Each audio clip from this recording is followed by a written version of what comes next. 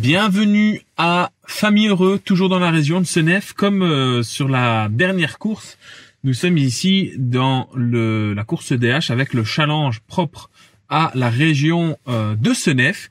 Et donc, deuxième course de l'année pour ce challenge. L'objectif, forcément, c'est de cumuler le plus de points. La semaine dernière, c'est tout simplement Gauthier Rons qui a remporté la course devant son équipier Björn de Decker. Ils nous ont atomisé, surtout moi qui suis vraiment pas prêt en ce début de saison.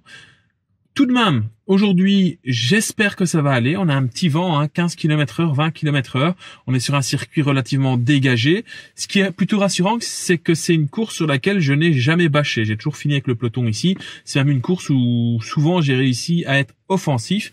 Et donc, le vent sur le circuit ici, dans la ligne d'arrivée, on aura un vent de dos, donc une longue ligne droite vent de dos avant de prendre une épingle à cheveux. Et là, on aura un vent trois quarts face, dans la montée, mais plus face que trois quarts face. Et c'est plutôt bien parce que pour ceux qui ne connaissent pas, le peloton a tendance à faire rideau quand le vent vient de face, personne ne veut vraiment attaquer. Et donc c'est dans la partie qui pour moi va être la plus difficile peut-être vu que ça monte pas mal. Et puis après on prendra des petits chemins de remembrement avant d'arriver à nouveau sur cette ligne d'arrivée. Un circuit de 5 km 9 à peu près et 83 km, exactement 82,5 km à parcourir aujourd'hui. Du point de vue des objectifs, se faire plaisir. Je prétends pas pouvoir faire un résultat aujourd'hui. Je vais essayer de finir. C'était un peu l'objectif de la semaine dernière et ça a échoué. C'était mes premières intensités. Là, rebelote. L'objectif, c'est de terminer la course dans le peloton. Puis évidemment, en fin de course, si je suis encore dans le peloton et que je vois que je vais bien, on peut tenter d'aller chercher mieux. Mais comme je vous l'avais dit la semaine dernière et ça n'a pas changé en 6 jours, mon objectif, c'est vraiment de réapprendre à rouler en peloton. Ça fait 6 mois que j'ai plus fait de compétition et de reprendre un petit peu les bons réflexes. Autre chose aussi, j'ai oublié mes mitaines et ça je déteste ça. J'ai l'impression de rouler à poil comme si j'étais sans casque. On va faire avec, on va essayer de faire abstraction de ça, mais j'ai oublié mes mitaines. Et donc, vous savez tout. Aujourd'hui, pas de Björn de Decker qui a fait deuxième la semaine dernière, tout simplement parce qu'il était à la Jacques Gouin en France. Il me semble que j'ai cru comprendre qu'il avait gagné pour la 3e fois consécutive. Et à part ça, nous avons également le vainqueur de la semaine dernière, Gauthier Rons, qui est là aujourd'hui et qui lui est en forme. Il y a probablement d'autres coureurs qui seront là et qui seront en forme. Point positif tout de même, c'est que la semaine dernière, moi je me suis fait sortir au moment où les coureurs élites ont commencé à rouler. Donc il y avait des équipes élites qui étaient représentées aujourd'hui, qui étaient représentées la semaine dernière et qui étaient très en forme. Et ces coureurs-là, en fait, ils étaient en forme et ils ont roulé comme des maboules à un moment où le peloton a accéléré très fort. Et c'est sur cette accélération, moi j'étais déjà à bloc et en fait quand ça a réaccéléré, je pouvais pas suivre. Mais aujourd'hui, ils ne seront normalement pas là. Il y en aura quelques-uns plic-ploc, mais des équipes organisées comme la semaine dernière, il n'y aura pas parce qu'aujourd'hui se passe Gans Staden Elite sans contrat, donc pour les U23, etc. Et donc ces coureurs-là seront bien évidemment absents vu qu'ils sont sur Gans Staden. Le départ va être donné là d'ailleurs pour leur course. Et donc on devrait être un petit peu plus tranquille. Voilà, on va rester entre normalement amateurs, même si on sait on n'est jamais 100% d'amateurs. Il y a toujours des élites qui viennent un petit peu rouler avec nous parce qu'ils sont autorisés à le faire et donc ça rend la course difficile, mais c'est comme ça qu'on progresse. Et pareil, moi je viens aux compétitions ici pour reprendre le rythme, etc. parce que j'en ai besoin. Ça fait 6 mois, comme je vous le disais, que j'ai pas couru. L'objectif c'est de reprendre confiance et de rerouler et de rouler en peloton parce que c'est pas la même chose qu'à l'entraînement. Les efforts sont beaucoup plus violents et c'est un peu décousu une compétition. Un coup t'accélères, ça ralentit, t'accélères, ça ralentit. T'es pas sur un circuit où, comme à l'entraînement, tu fais par exemple, si je prends des 30-30, tu fais 30 secondes à bloc, 30 secondes de repos, 30 secondes à bloc. Ici en course, parfois t'es obligé de faire plus que 30 secondes à bloc et avoir moins de récupération.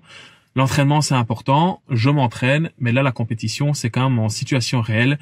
Et si je veux pouvoir progresser pour la fin de la saison, il est important de s'y mettre. Allez, départ de la course dans 50 minutes. J'ai déjà parlé beaucoup. On se retrouve une fois qu'on est sur le vélo. Dossard 36 pour moi, dossard à suivre, dossard annuel.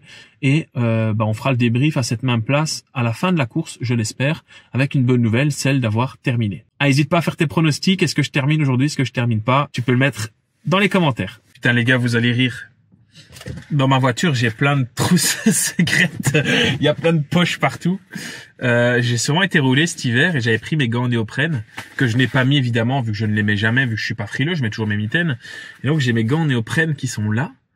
Et je crois, je crois que je vais les utiliser. Je vais avoir trop chaud. Hein. Clairement, je vais avoir trop chaud aux mains. Mais je préfère avoir chaud aux mains et en cas de chute, avoir les mains saines que ne pas les mettre. Ah, je vais vraiment avoir chaud, c'est pas grave. Que de pas les mettre et après en vrai ils sont fins, mais je vais avoir chaud. Je sais pas, je crois que je vais quand même les mettre au cas où il y a une chute, au moins je suis tranquille. Mais les mecs ils vont halluciner. Je mets pas de gants chauds quand il fait moins 3 degrés. Et là ils vont me voir avec des gants néoprène alors qu'il fait 10 degrés et qu'il y a du soleil quoi. C'est trop drôle. Bon, je vais réfléchir, mais c'est ma solution. Allez, nous sommes sur la ligne de départ, sur la course de Famille Heureux. Donc c'était ma 2e course de la saison, il me semble, ou 3e, je ne sais plus, écoutez, j'ai déjà oublié. Mais nous sommes partis sur une course ensoleillée avec une dizaine de degrés. Et directement, je vais essayer de prendre la course pour moi parce que devant moi, j'ai Étienne Claes qui est ici, hop, qui va décider de l'accélérer. Je suis bien placé, donc il faut parfois avoir un petit peu de chance dans le vélo. C'est un faux plat descendant vente d'eau. Autant vous dire que c'est tout ce qu'il me faut pour pouvoir faire une bonne course. C'est mon terrain de prédilection. Et donc, je vais tout simplement prendre sa roue pour, dès le début, tenter de prendre une échappée. Bah oui, quitte à ne pas être super en forme, autant tout donner, s'entraîner, prendre l'échappée. Et puis, on verra après si ça passe ou si ça casse. On est là pour s'amuser, on est là pour progresser. Et donc, je fais le départ plein pot dans la roue d'Étienne Claes qui est évidemment monstrueux et il va faire tout le tempo. Moi, je peux pas passer. Là, ça va beaucoup trop vite pour moi. Donc à un moment, il veut le relais, je le passe. Si j'ai pris sa roue, c'est pour le relayer après. Petit conseil, si vous prenez une échappée et que vous êtes en plus à l'initiative, que vous êtes devant, vous êtes placé, prenez des relais. Regardez, ça permet aux gars qui sont après moi de pouvoir prendre des relais. Et donc, ça permet d'avoir un coup qui peut passer. Regardez, là, justement, on a le contre-exemple directement. Mais après ce coureur, ça a du mal à s'organiser. Et donc, finalement, à ces vitesses-là, le peloton va revenir très, très vite. Première cartouche, on s'est bien amusé. Moi, je vais décider de ne pas trop pousser parce que déjà, je suis à 180 pulsations. Donc, j'ai déjà le cœur dans la boîte à gants. Et en plus de ça, sur ce circuit de Famille Heureux, on a une côte sur la droite. Alors, c'est pas non plus monstrueux, mais le vent, plus le froid, plus le début de saison, plus les élites qui sont là, plus la bosse, ça peut faire beaucoup. Donc, il faut tenter des coups, mais il ne faut pas non plus faire complètement plein de conneries parce qu'autrement, c'est totalement contre-productif. Alors regardez ici, on va avoir un petit passage avec des ralentisseurs en pavé. Alors je ne sais pas comment trop déterminer cela. Puis l'espèce d'épingle à droite ici. Et puis on arrive dans la seule, une des 2 petites difficultés de ce circuit, c'est-à-dire un faux plat. Alors il me semble qu'il n'y avait pas tellement de vent que ça sur cette course-là. Alors je vous avoue que c'est une course qui date du mois de février et on est en juin au moment où je tourne cette vidéo. Donc tous les souvenirs ne sont plus parfait dans ma petite tête. Mais en tout cas, les mecs décident de rouler plein pot. Je crois qu'on avait vent défavorable légèrement en cette montée, ce qui explique pourquoi on roule à 33-35 km/h. Et moi, là, dès l'entame, là, je regrette déjà d'avoir attaqué dès l'entrée alors que j'aurais pu rester dans les roues à me reposer. Alors avant qu'on aille plus loin dans cette compétition, j'ai reçu pour cette course ma paire de roues Macadam Wheels. Alors j'ai les Stark U40 qui sont géniales. J'ai eu l'occasion de les tester entre temps. Alors je vous laisse avec mon moi du passé qui était en train de déballer les roues et de découvrir tout ça. Et ensuite on en discute 30 secondes pour que je vous explique les caractéristiques de ces roues Macadam Wheels. J'ai reçu ce colis aujourd'hui de mon nouveau partenaire Macadam Wheels. Donc, je l'ai déjà ouvert. Alors, je vous donnerai tous les aspects techniques des roues très bientôt. Oh, waouh! Mais là, je vais juste ouvrir et préparer les roues parce que demain, je fais du vélo taf. Évidemment, je suis très impatient. Donc, le colis, qu'est-ce qu'ils m'ont fourni là chez Macadam? Une casquette pour les podiums parce que maintenant que j'ai ça, c'est Macadam Wheels for Wins. Donc maintenant, vu que je vais gagner, ils m'ont fourni la casquette pour les podiums. 2 bidons Macadam Wheels pour mettre sur mon vélo en course. Ça va être génial. Magnifique. Et puis, on a les bêtes là-dessous. Je suis impatient de vous ouvrir ça. Attendez, je vais mettre la casquette sur ma tête. Magnifique. J'ai même eu les pochettes qui vont avec. Ok, ça c'est la roue arrière, ça c'est la roue avant. Il y en a une qui est légèrement plus lourde que les autres. Je vais ouvrir ça, les amis, je vais les découvrir en même temps que vous. Je ne sais pas quelle couleur de sticker ils ont choisi pour les roues, je ne sais rien. Et roulement de tambour.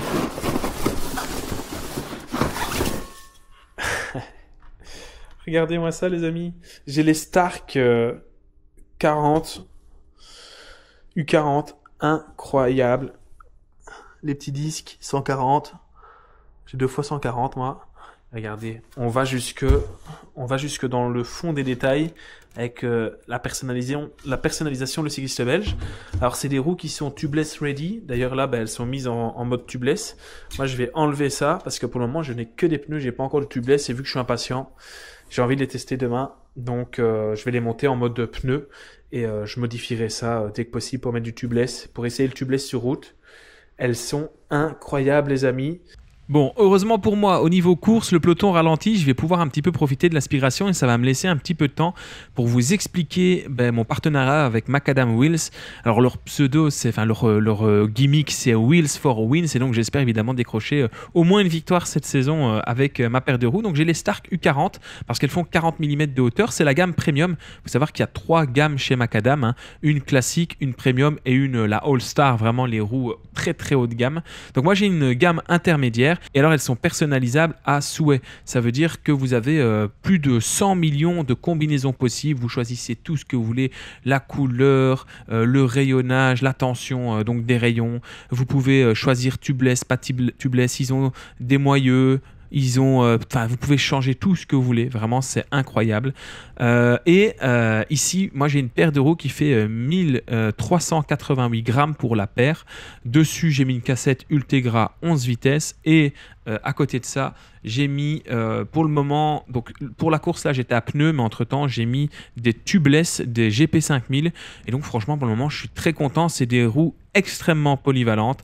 Quand je me dis que ça, c'est la gamme premium, mais qui est encore une gamme au-dessus de ça, je me dis c'est déconné, vraiment on se rend pas compte de la qualité de ces roues là. Alors au niveau rapport qualité prix poids, on est quand même sur quelque chose d'incroyable parce que ce soit la gamme premium, X premium ou classique, pour le prix, ce sont les roues les plus légères. Et évidemment, moi, j'ai été régalé vu que j'ai eu tout. Vous avez vu un bidon, casquette, j'ai eu les pochettes qui vont avec. Donc, je suis très, très content pour le moment. Elles me servent, parce que vu qu'elles sont polyvalentes, elles me servent pour faire la route et pour faire le gravel. Donc, par exemple, ici, début juin, j'ai fait une compétition route le 1er juin. Mais le 9 juin ou le 8 juin, je ne sais plus, j'ai une compétition gravel. Donc, je vais tout simplement changer la pneumatique. Et donc, elles sont très polyvalentes. Donc, merci à Macadam. On y reviendra encore, hein, sur ces roues. Je vais pas cesser de vous les présenter, que ce soit sur Instagram ou ici, parce qu'évidemment, vous savez comment ça fonctionne, hein, c'est un donnant-donnant. Moi, j'ai la chance de pouvoir avoir du matériel que je peux vous présenter et que je vous présente en toute objectivité, hein. C'est d'ailleurs pour ça qu'il m'a fallu plusieurs mois pour rouler avec ces roues, parce que maintenant, je vais pouvoir vous faire une vidéo dédiée à ces Macadam Wheels qui explique vraiment toutes les informations que j'ai à vous donner là-dessus, parce que je les ai testés en fait pendant 3 mois. C'est pas juste un partenariat où j'ai les roues, je raconte des carabistouilles pour faire vendre et puis ciao. Non, c'est vraiment un vrai partenariat sur la longueur ici avec Macadam et j'ai confiance en eux. Je sens vraiment une différence avec les autres paires de roues et donc forcément je vous en parle et on essaiera, hein, de vous gratter pourquoi pas des petits concours pour pouvoir vous faire gagner 2-3 goodies avec Macadam. Mais en tout cas, voilà, c'est hyper fun. Je vous présente tout ça plus en détail sur une vidéo dédiée là-dessus très bientôt. Et maintenant, on va pouvoir repasser sur la compétition. Nous sommes maintenant au 3e tour. Et donc, en gros, ça a été le même topo tout le temps. Le peloton a accéléré et a ralenti parce que tout simplement, on a eu des tentatives d'échapper. Et à force d'avoir des tentatives d'échapper, on va avoir même des coureurs qui vont réussir à prendre une échappée parce que vous le savez, on a quand même des très très bonnes machines à l'EDH, hein. Moi, vraiment, je suis un tout petit coureur pour ce genre de compétition. Et donc, sur cette compétition, on va avoir une échappée quand même assez grande, hein. On va avoir une échappée de 7 coureurs, il me semble, à l'avant. Donc, dans les 7 coureurs, on va avoir Jens Moorman, Gatien Brunner, Thijs Verson, Maxime Stjevenard qui est l'actuel champion du monde de l'EDH, et Thibaut Calbo, Logan Guillaume et Lars Van Coppenol.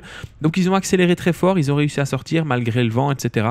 Donc c'est top pour eux. Et donc ça va continuer comme ça à rouler. Et petit à petit, ils vont prendre quand même une belle avance, vu qu'ils vont quand même très vite prendre 20-30 secondes, alors que derrière, on ne s'est pas arrêté. Parfois, il y a des compétitions où le peloton vraiment fait une espèce de barrage comme ça et où l'échappée peut prendre beaucoup de temps. Et là, ils vont quand même prendre une trentaine de secondes très vite, alors que le peloton ne va pas spécialement faire barrage. Alors ici, ça ralentit un petit peu, mais on est quand même dans une montée à 35 km/h, alors qu'il y a pas mal de vent, etc. Donc voilà, alors c'est un circuit aussi où habituellement c'est assez roulant et on est assez à l'abri, donc il n'y a pas de bordure. Mais là, malheureusement, il y a bordure. Alors pour ceux qui ne connaissent pas vraiment la bordure, j'en parle souvent parce que ça arrive très souvent sur nos compétitions. Il faut imaginer que vous êtes bien au chaud dans le peloton, que vous papotez avec vos copains si vous en avez la capacité. Moi, honnêtement, sur cette course-là, c'était pas possible de parler, mais sur les courses actuelles, même quand ça bordure, je suis capable de parler. Et alors, à un moment, tu jettes un œil sur ton cardio et tu te dis que là, ça va devenir compliqué. Parce que paf, le peloton, il se plie en deux comme une baguette trop cuite et il y a des cassures à cause du vent parce que il n'y a plus la place. En fait, c'est le coup de bordure. C'est un peu ce qui se passe ici. En fait, il n'y a plus la place pour se protéger dans la roue des gars. Regardez, le vent ici vient de la droite et donc moi, j'ai plus vraiment de place pour me mettre à gauche du coureur devant moi. Et donc, ça craque. Et c'est ce qui se passe ici. Hop là, craquage, tout ce que vous voulez. Craquure, tiens, on va inventer un nouveau terme, la craquure. Et donc là, moi, je suis trop juste. Alors, je vais essayer de faire l'effort tout de suite, comme vous le voyez ici. Je me mets à plat ventre, j'essaye de rouler, mais regardez, devant, ça a fait popcorn complet. Là, c'est clairement le placement qui a fait défaut. Et donc, je vais essayer de rentrer, mais regardez, le peloton, il est tout petit au fond. Et donc, ça commence à devenir compliqué. En fait, c'est un moment magique où le vent décide qu'il veut jouer. Et il y a un malin devant qui dit allez, on va y aller, c'est maintenant. Ces gars-là, ils ont semé la moitié du peloton, comme des chaussettes dépareillées dans la machine à laver, là. Et je fais partie d'une des chaussettes dépareillées qui souffre à l'arrière de ce groupe. Et donc, devant toi, tu vois tout le monde se caler en éventail. Formation canard, là, ça se met bien. Regardez, il y avait quand même un beau paquet qui était coincé avec moi derrière. Et chacun essaye désespérément de choper un peu de place dans la bordure. Chacun essaye là désespérément de faire l'effort. Moi, j'ai passé un relais, j'aurais pas dû. Et donc, je me retrouve en carafe encore derrière. C'est terrible. Il n'y a plus de place pour se mettre à l'abri. J'ai ma tête dans le vent là. Et je suis trop juste, quoi. Je suis trop loin, je suis mal placé. Et là, c'est plus une bordure, là, c'est le couloir de la mort. Il y a le vent qui gifle plus fort qu'une mère italienne quand t'as touché à ses lasagnes. Et à l'arrière, c'est la panique. J'essaye de rentrer, mais c'est compliqué. C'est chacun pour soi, chacun sa merde. Là, j'ai le champion d'Europe devant moi. Je me dis, il y a un monde où ça va rentrer. Alors, ça rentre, ça fait un semblant de « Ah, je suis rentré ». Mais là, t'as plus de copains. Là, t'as le cardio à 190. T'as une pensée qui te traverse l'esprit, c'est pourquoi je fais pas de la natation. Mais pour nager, quand tu fais des séries de 100 mètres et que t'es à bloc, tu te dis pourquoi je suis pas sur mon vélo. Donc je sais pas s'il y a vraiment un mieux. Et pendant que je lutte pour pas finir dans le champ là dans cette montée, il y a les types devant, ils sont bien, quoi, ils rigolent, ils sont en forme, ils sont partis en stage, ils te prennent de l'avance, ils se tapent dans la main, ils sont là en mode belle opération les gars, on les a bien fumés. Et voilà, c'est le coup de bordure, c'est pas vraiment une attaque, mais moi je suis dans les choux. C'est une leçon de vie là, la bordure, donc je vais me retrouver en fait complètement à la ramasse. Donc après être rentré, ça refait une bordure. Et en fait c'est le piège de la bordure, c'est qu'une fois que ça t'arrive, à moins que tu aies les compétences et les compétences physiques évidemment, d'aller te replacer et d'avoir cette énergie pour te replacer, au tour suivant ça refait la même chose et l'élastique il pète. Et donc voilà, j'essaie d'organiser le groupe, j'essaie de rouler. C'est peine perdue, les amis. Alors là, déjà, en plus, les gars à côté de moi, ils disent « Ouais, comment ça se passe si on se prend un tour ?» Alors là, déjà, tu pars en te disant « On va prendre un tour. » Donc, dans ma tête, j'étais en mode « Maintenant, objectif, c'est ne pas prendre un tour. » Ce qui est dommage, c'est qu'il m'a vraiment manqué de la force sur un effort court à ce moment-là de la saison, parce qu'après regardez là j'ai des watts à remettre, je m'effondre pas, je vais tirer pas mal le groupe, je vais encourager les gars, allez on tourne, et finalement on va continuer à rouler quand même, alors moins vite que le peloton devant, parce qu'autrement on se serait pas pris un tir, mais on va continuer quand même à pouvoir rouler. Alors ici il y a un jeune, c'était le dossard 183, Alors, je vous avoue que j'ai un petit peu oublié son nom. Je crois que c'était Yanis, mais je suis plus sûr. Donc, Yanis, si tu passes par là sur cette vidéo, bravo à toi. Il a géré ses relais, honnêtement. Donc, pareil, hein, comme je le disais au début, si vous êtes dans l'échappée, prenez des relais. Si vous êtes dans les lâchers, prenez des relais. Hein. On va pas se battre pour aller faire 15e ou 30e. L'objectif là, c'est clairement juste d'arriver dans ce qu'on va appeler les délais. On n'a pas besoin de se tracasser plus que ça. Et donc Yanis là, il prend ses relais, paf paf, il y va. Donc bravo à lui. Il n'a pas chômé, comme on dit. Donc j'étais content d'être avec un gars comme lui. Alors j'étais pas seulement avec Yanis dans mon groupe, parce que j'étais avec aussi d'autres coureurs qui ont pris un tour. Donc il y avait Romain Rollier, il y avait Oxens Buntings qui ne devait pas se retrouver à cette place-là parce que c'est un coureur élite qui est très très bon, mais il a eu un problème. Donc en fait, il a son cintre qui s'est desserré ou qui a cassé, enfin je sais plus très bien. Et donc il a dû s'arrêter, prendre une clé, remettre le cintre. Et malgré ça, il a réussi à rentrer sur nous et à rouler avec nous.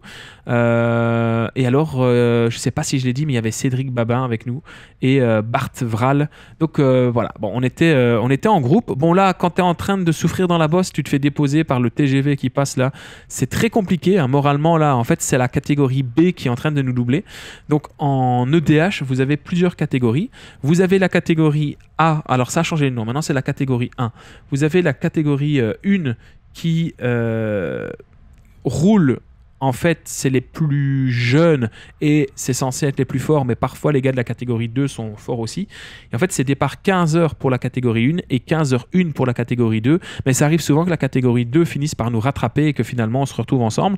Mais la catégorie 2, avec les dossards jaunes, eux, ils ont moins de tours à effectuer. Donc voilà. Donc ici, nous, avec Yanis et le petit groupe, on est 3-4, on va laisser faire parce que c'est pas à nous de rouler, on veut pas fausser la course. Donc on va se mettre dans les roues et on va vraiment se mettre tout à l'arrière de ce groupe. Alors c'est difficile parce que quand tu es à l'arrière comme ça, comme au tour précédent, tu souffres parce que tu prends les bordures, tu prends toutes les difficultés. Mais en fait, c'est justement, on ne peut pas fausser la course des catégories 2, des dossards jaunes. Donc si on se met devant eux et qu'imaginons, on prend une cassure, qu'on prend des relais, peu importe, ça a une influence sur l'énergie de course. Donc voilà, il ne faut pas prendre les roues, on reste derrière, on essaye de tenir de plus en plus. Par contre, l'avantage, c'est que moi, je me rappelle, je l'avais dit à la course précédente, hein, sur la vidéo de Senef, il y a des fédérations où quand tu te prends une cassure, c'est terminé, tu rentres chez toi et tu as payé l'inscription, tu as payé le déplacement, etc. Et tu ne sais pas profiter de la course pour t'entraîner. Là, je vais me mettre derrière et je vais profiter du peloton de la catégorie 2 qui roule quasiment à la même vitesse, hein, voire plus vite que le peloton de la catégorie 1. Alors ce jour-là, ils ont roulé moins vite, mais parfois ils roulent plus vite. Je vais rester avec eux et ça va me permettre de faire du rythme, tout simplement pour pouvoir progresser. Et donc, je vais faire un petit peu mes armes comme ça avec eux pendant 12 tours, pendant 12 tours. Parce que eux n'ont pas 14 tours à faire, mais ils ont 12 tours à faire. Et donc, comme à Senef sur la course précédente, j'aurai 2 tours à faire une fois qu'ils se seront écartés. Donc voilà, vous avez le topo comme ça, vous avez toutes les informations à propos de ce qui se passait sur cette première moitié de course, parce que l'air de rien, nous avons déjà parcouru ici 37,3 km sur les 77 km, donc on passe la mi-course à ce moment-ci. Bon, ensuite on a quitté le groupe des B, enfin des deux, et en fait c'est eux réellement qui nous ont quittés parce qu'ils avaient fini de faire leur tour. Donc, tout simplement, on s'est retrouvé à nouveau dans le petit groupe dans lequel j'étais. Et donc, vous le voyez, c'est ça qui est assez étonnant, c'est que j'ai les watts sur le long terme, mais à court terme, forcément, je n'avais pas encore fait de PMA à ce moment-là. J'étais un petit peu faiblard, et donc dans les moments cruciaux, importants de la course, là où ça attaque très fort, j'avais pas en fait les watts qui permettaient de suivre. Alors heureusement, je vous le répète, ça va pas être comme ça toute la saison parce que là on est au mois de juin et vous inquiétez pas, tout roule pour moi. Mais c'est vrai que le début de saison pour moi c'est toujours un petit peu compliqué. Donc on a continué à rouler avec mes compagnons d'infortune, hein, Cédric Babin, Romain Rollier, Oxens Buntings. Voilà. Et alors Yanis De Volder qui était aussi, me semble, avec nous. Il me semble que c'était lui, mais je suis plus sûr, donc faudrait vérifier. Et donc, on a continué notre petit bonhomme de chemin, on a roulé, et là, clairement, l'objectif, c'est uniquement de finir avant que le groupe nous rattrape, donc avant qu'on se prenne un tour. Donc le circuit, il est quand même assez long, hein. Il fait 5 km 900. Donc sur un circuit de 3 km, quand tu prends un tour, ça fait déjà mal. Mais alors sur un circuit qui fait le double de distance, quand tu as les premiers qui te mettent un tour, ça fait mal. Et alors il faut savoir que si le peloton vous met un tour, au moment où il passe la ligne, votre course s'arrête aussi. Donc c'est-à-dire que vous faites, dans ce cas-ci, 6 km en moins que ce qui était prévu. Donc moi je veux vraiment me battre, c'est pour ça que je prends un relais là à fond de balle. Je veux vraiment me battre pour arriver dans le même tour que le vainqueur, et donc c'est-à-dire faire 14 tours au final.